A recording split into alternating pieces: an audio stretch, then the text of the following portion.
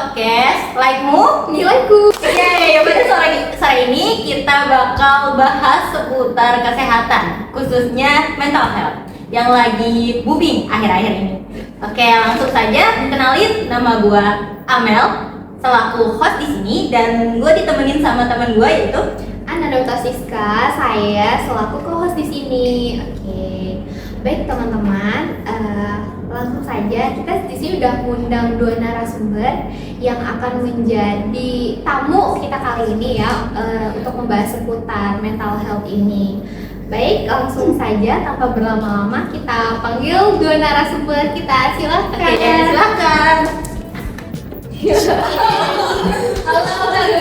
Halo,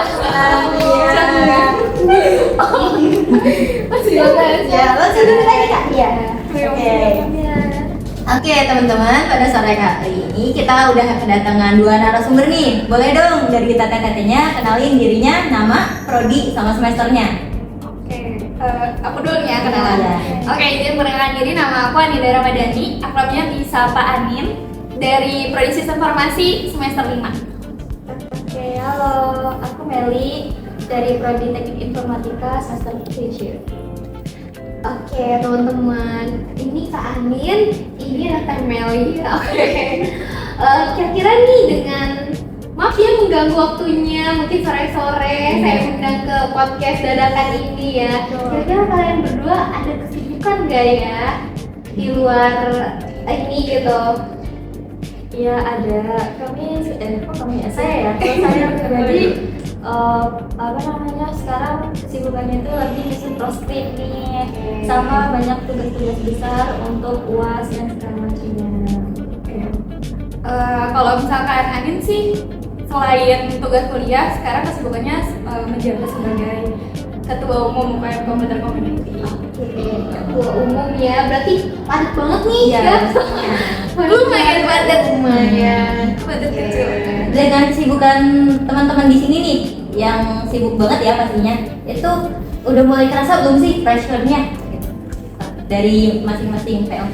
Oke, kalau aku sendiri sih karena kuliah pertama banyak banget tugas, terus ada beban organisasi juga, apalagi sebagai ketua, jadi udah mulai agak nih kena pressure dikit. Pertama dari beban tugas, kedua karena di organisasi itu harus nyatuin beberapa pendapat atau beberapa kepala kan, itu udah mulai kerasa di pressure-nya. Oke. Kalau untuk Teh Meli sendiri gimana? Kalau dari saya pribadi ya gitu, sebenarnya gimana ya kalau mau bilangnya juga gitu, karena proskrip dicampurin sama tugas besar gitu, rasanya emang mungkin sangat terasa tertekan, cuman kadang ada kita harus bisa enjoy gitu. Oke, mungkin lanjut ke pertanyaan kedua aja kali ya, boleh? Kita request ada Apa lagi? nggak bisa. Oke, lanjut ya. Oke, lanjut. Lanjut nih ya. Nah, dengan tekanan yang udah kalian terima sekarang gitu kan, kalian punya cara nggak sih untuk mengatasinya atau ya cara mengatasinya lah ya? Seperti apa gitu tuh biar tetap waras lah ini. Tetap harus. Ya itu sebenarnya kalau misalnya dibilang tekanan ada tuh bener-bener ada banget, entah dari kadang kan kita juga nggak tahu ya, dari hidup juga ada internal ataupun ada tekanan eksternal gitu kan. Gitu ya, cara saya kadang tuh suka kalau tiap malam gitu tuh journaling, kayak apa sih yang kita rasain gitu tuh kita tulis gitu. Saya tulis itu di buku apa aja yang aku rasain. Nanti kalau misalnya kayak udah nih kita tulis, abis itu kita bilang ke diri sendiri, oh ini loh kayak apa sih yang bikin kita capek gitu. Intinya jangan lari dari masalah gitu. Boleh istirahat sejenak, nanti balik lagi. Biasanya juga saya suka kalau beneran bener-bener capek main gitu. Main journaling Dan main. jalan-jalan lah gitu. Boleh banget. Dari Teh Ani nih bagaimana? Kalau Teh Meli kan tadi journaling ya. Iya. Kalau aku lebih ke curhat sih. Cuman kadang ada dua nih. Iya. Curhat ke teman. Tapi kalau temannya lagi nggak ada, curhatnya tuh jadi Oh, unik ya, cukup unik nih tapi teman-teman. kalau misalkan posisinya lagi banyak tugas dan dapat pressure yang gede banget selain curhat, aku lebih ke ngalihin dengan makan es krim sih. Apapun masalahnya es krim jawabannya. Es krim solusinya ya. Masalahnya es krim soalnya. Iya betul. Oke, tadi Teh Meli yang katanya journaling yang menulis gitu ya. Terus main healing mungkin ya dengan Anin yang apa namanya curhat dengan teknologi. Maksudnya memanfaatkan teknologi itu sangat bagus banget ya. Mungkin kerahasiaannya juga ini ya terjaga gitu kan, biasanya kalau orang Kalau ada orang hilang mungkin, iya, betul. kita keceplosan apa sih AI ya. Ya, jadi solusi terbaik gitu ya. Jadi nih menurut pendapat kalian masing-masing, overthinking tiap malam itu wajar atau bahaya sih? Menurut kalian? Gimana? Mau dari siapa? dulu nih? Boleh dari Teh Ani dulu. Oke, kalau menurut aku sebenarnya wajar aja, asal ada di batas normal tertentu ya. Karena kalau misalkan kita overthinking wajar, tapi kalau misalkan tiap malam agak bahaya sih. Kalau menurut aku. Oke, kalau Dari aku ya, menurut aku pribadi gitu ya, overthinking itu wajar ya, namanya juga setiap orang itu ya punya masalah masing-masing gitu ya, pasti ada yang benar-benar dipikirin gitu kan, tapi jangan berlarut-larut dalam pikiran tersebut gitu. Jadi apa namanya, kita harus tahu kayak kapan kita waktunya pengen bangkit gitu tuh, capek ya nggak apa-apa gitu tuh, namanya juga manusia gitu. Iya. Istirahat aja dulu sejenak, nanti baru dilanjutin lagi.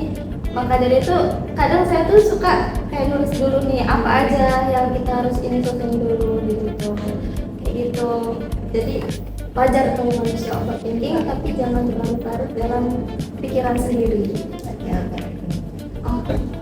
Oke, berarti menurut Teteh di sini overthinking tiap malam itu wajar ya, tapi dalam batasan jangan berlarut-larut dalam overthinkingnya itu sendiri. Iya betul, itu ya teman-teman.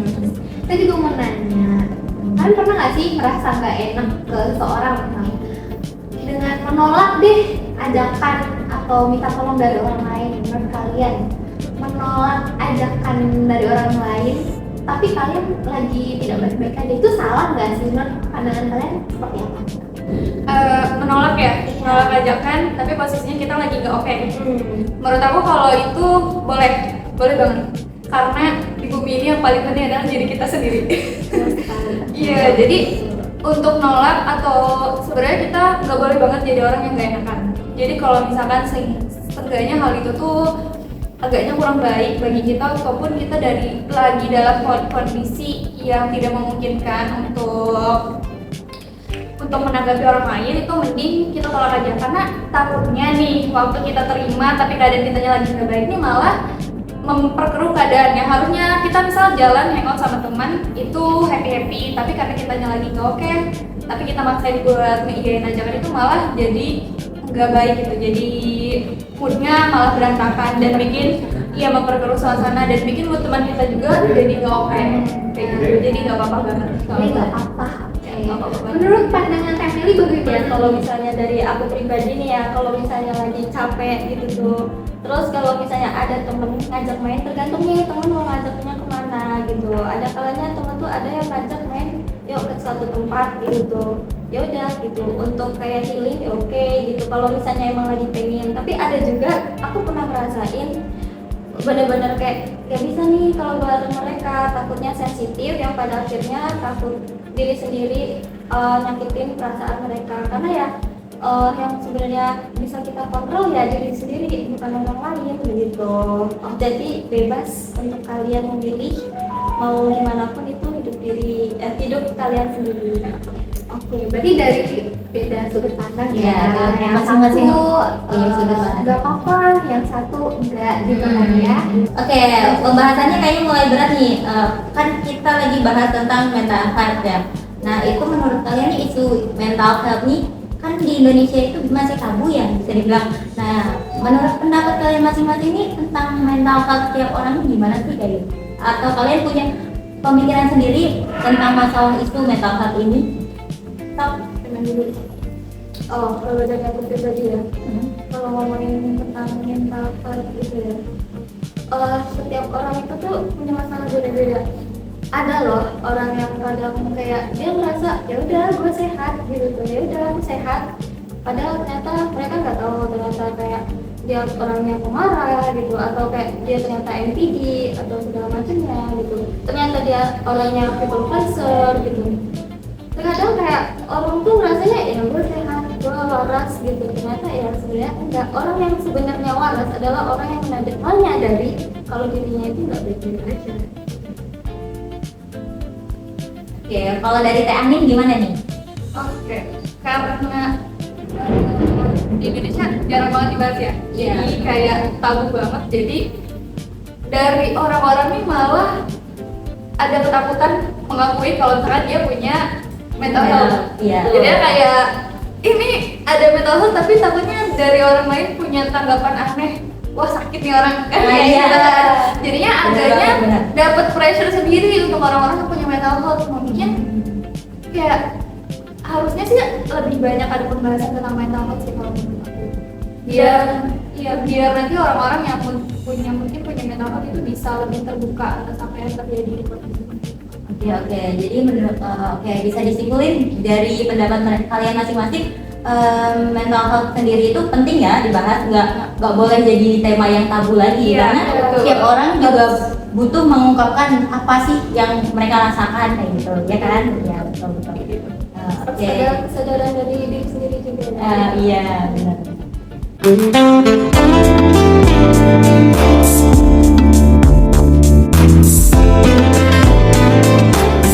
Salah satu apa sih yang lagi hype tuh self reward, Iya. Nah, itu juga kan Iya. penting ya. Bentuk dari Menghargai diri sendiri. menghargai, mengapresiasi diri sendiri. Cara agar Iya. biar tetap waras sih. Iya. Oke, aku mau nanya, bener nih lagi ngomong-ngomong self reward, aku mau nanya dong cara Teteh sendiri, kalau misalnya lagi burn out, self rewardnya tuh apa, dalam bentuk apa nih kira-kira? Gitu. Aduh kakak, saya belum banyak lagi tugas sedikit es krim. Cuman mungkin kalau yang kecil-kecilnya mungkin tugas sehari-hari mungkin habis satu tugas nah es krim. Cuman kalau misalkan selesai semesteran biasanya aku lebih ke healing sih. Mungkin bisa mendaki ataupun menjelajahi tempat-tempat baru. Kalau aku kayak gitu. Kebanyakan healing. Wah, seru banget ya kayaknya. Iya. Dikit-dikit. Oke, untuk Teh Meli sendiri gimana nih? Sebenarnya hampir sama karena mungkin caranya. Pasti Kayak- kayak mungkin sih. Iya. Masa seperti itu. Belanja, Nah. dia belanja gitu biasanya lah. Beli barang-barang lucu. Iya, jajan-jajan kan biasanya cewek langsung. Cewek banget itu. Oke. Main gitu jalan-jalan kemanapun. Dia bener kayak di tempat-tempat baru maupun tempat lama juga. Pokoknya main gitu kan. Ya, yang penting keluar aja sih dari rumah. Oke, berarti kalian setuju ya kalau misalnya self reward di kala burnout itu penting banget, ya kan? Iya kan? Udah buat Iya. jelasin kalau penting. Yang penting itu jangan sampai bikin kita tuh habis uang. Iya, benar banget, benar. Harus tahu gitu. Harus tahu batasan juga ya, jangan terlalu apa ya? Karena kita kecapean atau terlalu capek, jadi self rewardnya tuh nggak kira-kira, akhirnya bikin kita susah sendiri. Iya, akhirnya, ya kan? betul. Iya. Gitu. Oke, lanjut. Ini nih apa bedanya capek biasa sama capek mental? Kalau misalnya menurut Kelly pribadi ya, bedanya sakit biasa sama sakit mental itu ya. Ketika kamu tuh mau tidur, mau dimanapun, mau itu tuh rasanya tuh capek terus, bahkan kayak nggak punya rasa ingin hidup, itu benar-benar udah titik di paling capek. Tuh. Itu Itu namanya sakit capek mental. Apa capek mental. mental Oh, iya. kadang ya bahayanya orang yang benar-benar ini banget ya, itu tuh ya makanya banyak yang biasanya nggak kuat bunuh diri gitu. Banyak nih kasus kayak di Indonesia, nah contoh ya kayak gitu tuh banyak. Saya juga punya teman yang kayak maksudnya meremehkan banget, kayak apa sih orang kayak gitu udah kayak pengen bunuh diri ini bahkan nggak ada respect sama sekali sama orang yang kayak pengen bunuh diri, atau kayak bahkan ada kalau ini bunuh diri. Untuk teman-teman tuh nggak bisa kita membandingin mental orang itu tuh sama dengan mental kita gitu loh, kayak gitu. Ada yang Malah kadang ada yang ngeliatnya malah kayak lebay gak sih, kayak iya apa sih hidup gitu doang. iya gitu, Kayak lebay banget, alay katanya gitu. Padahal bahaya ya. Iya bahaya Bahaya banget banget sih. gitu, bahkan bisa mengambil nyawa orang gitu. Oh iya. Iya, kita nggak tahu kayak masalah orang itu tuh seberat apa sih. Mungkin bagi kita ya kayak apa sih gitu tuh, kayak gitu doang. Mungkin menurut pandangan orang sederhana ya. Ya, sedangkan untuk orang yang mengalaminya mungkin nggak ada support dari orang tua atau nggak ada support dari temennya atau apapun itu, dia merasa sendiri dan capek begitu kan, dia udah benar-benar gak kuat ngejalani hidup. Itu yang benar-benar paling bahaya untuk mental health ini, kesehatan mental ini ya gitu. Bukan berarti kurang iman berarti ya. Iya. Mana itu tuh yang sering Kadang kan Iya. karena orang-orang kayak gitu Kayak, sama kurang iman. Iman itu kurang iman. ya kalau bedain ya sih, kayak kalau saat capek nih gue kayaknya mental tuh punya isu itu terus bilangnya kayaknya kamu kurang sholat deh. Iya. Itu gimana tuh? Menurut pendapat Gimana ya kalau misalnya menjawab hal itu, kita kan pribadi masing-masing lah ya, agama punya masing-masing gitu kan, nggak semua orang kita bisa sama ratakan gitu kan. Ya jadi kayak kalau misalnya tentang agama ya silahkan agama, nah tentang ini ya tentang ini gitu. Kadang kayak kita juga ada yang bilang kayak dengan sholat, dengan berzikir atau dengan mengaji gitu kan, tapi ada juga yang mungkin dengan cara lain loh, ada loh gitu tuh. Yang penting itu kesadaran dari diri sendiri gitu. Dan kadang pengaruh lingkungan itu tuh sangatlah berpengaruh ya. Iya benar banget. Iya sih, ke mental Iya. ya. Kalau lingkungannya toksik mungkin ya kita bisa ikut kena mental, Iya. kena mental Iya. gitu, mental kita rusak gitu. Saya sangat suka sama teman saya, salah satu bestie saya itu yang membuat saya kayak merasa wah dunia memang harus benar-benar kayak dilawan gitu tuh, nggak boleh kita di sini aja. Dia yang bikin kayak saya merasa kayak oke gitu. Dia bilangnya jangan nyerah gitu sama hidup gitu. Itu yang membuat saya kayak saya masih punya orang yang sayang sama saya, dan setelah itu saya melihat ternyata banyak loh orang yang sayang sama saya. Karena orang yang benar-benar sakit mental kadang dia nggak bisa melihat kayak orang lain itu sayang sama dia atau enggak gitu. Dia benar-benar udah di posisi terburuk. Kita susah kalau mau ngasih tahu jangan ini, jangan gitu, ini gitu. Oke. Gimana sih pendapatnya sih dari timeline sendiri nih? Kalau misalnya ada orang yang punya pola pikir kayak aku doang nih yang kayak gini, kayak gitu, yang lain enggak kayak gitu. Gimana sih menurut kamu? Nah, Ada orang yang punya pola pikir seperti itu. aku doang nih yang kayak gini. Iya. Itu dalam bahasa apa nih? Bahasa Kalau apa? misalnya lagi stres banget atau lagi tersingkirkan nih, kayak misal dia nih punya masalah sama temen-temennya, terus akhirnya dijauhin, terus dia merasa kayak ini aku doang yang dijauhin, kayak gitu, merasa paling tersakiti lah bisa dibilang. Sebenarnya sulit terkadang posisi seperti itu tuh sangatlah sulit gitu, karena kayak dia merasa di sekitar dia udah gak ada yang sayang sama dia gitu. Tapi yakinlah gitu, kita masih punya diri kita sendiri. Kalau bukan kita ya siapa lagi gitu. Iya benar banget. Oke lanjut. Kalau misalnya kita lagi mental breakdown nih, itu wajar nggak sih nangis? Menurut pendapat masing-masing gimana nih? Iya. Lagi capek banget, itu wajar nggak sih kira-kira nangis? Ya pasti nangis ya. Iya, kalau cewek sih wajar. Iya. Maksudnya, tapi sebenarnya sering ngerasa kayak gitu lebih ke cowok nggak sih? Oh ya? Iya, karena cowok tuh kayak nangis tuh ih apa banget gitu loh. Gue cowok masa nangis gitu. Oh, iya, benar-benar yang Untuk gengsi. cewek kan agak emang kita lebih emosional ya. Jadi lebih gampang nangis. Cuman kalau misalkan mungkin tuh buat temen-temen cowok ya mungkin. Jadi kayak iya dia agak punya rasa gengsi buat nangis. Masa cowok nangis gitu. Padahal itu nggak apa-apa menurut aku baik, karena nangis itu kita nggak lihat dari gender, tapi karena kita sebagai manusia kita punya perasaan, dan perasaan sedih itu wajar, jadi itu nggak apa-apa banget buat nangis. Ya berarti wajar ya, mau apapun itu gendernya, wajar buat nangis ketika capek ya. Boleh dari Cemeli. Boleh nih. Ada juga nih bilang ya. Oh, tambahan nih buat teman-temannya. mending kalau misalnya dirasain ya, mending nangis daripada enggak serius. Ketika emosi kalian itu nggak keluar, itu tuh benar-benar rasanya tuh sesek di dada itu. Jadi jangan dari kalian tuh jangan takut untuk buat nangis gitu, mau cowok maupun cewek, kalian tuh sama gitu tuh, sama-sama manusia kan. Iya, Gitu. betul. Sama-sama punya perasaan, punya hati Iya. gitu. Kayak gitu sih. Kalau nggak punya teman cerita harus gimana sih? Mungkin teman-teman di sini punya pendapatnya kalau misalnya ada teman yang nggak punya tempat cerita, kira-kira Mungkin solusinya apa gitu? Iya, apa yang kayak tadi kalian cek GPT lah, tuliskan. Apa itu solusi terbaik atau Iya. ya, Atau ada solusi lainnya, best practice-nya? Setiap orang punya solusi masing-masing. Biasanya ada yang kayak suka main game nih, terus kayak mungkin solusinya kayak apa namanya, yang hobi apa gitu, lakuin hobi kalian gitu tuh, itu solusi kalian. Ya apa namanya, tapi jangan lupa untuk kayak kalau ketika punya masalah pasti harus kita selesaikan dong, punya solusi gitu kan. Jangan lupa untuk mencari solusinya gitu. Jangan berlarut-larut lah dalam masalah. Tuh. Betul. mungkin itu kayak lebih ke kalaupun kalian gak punya teman cerita ya, seenggaknya kalian punya sesuatu hal untuk dikerjakan selama itu Iya. positif. Iya. Asal nggak kalian gak punya teman cerita nih, tapi malah ngelakuin hal negatif itu nggak boleh ya. Jadi kalaupun gak punya teman cerita, carilah kesibukan yang itu masih positif gitu, buat seenggaknya kalian melepas hormon stres yang kalian punya. Sayangi diri kalian lah. Betul banget nih teman-teman. Iya. Ya.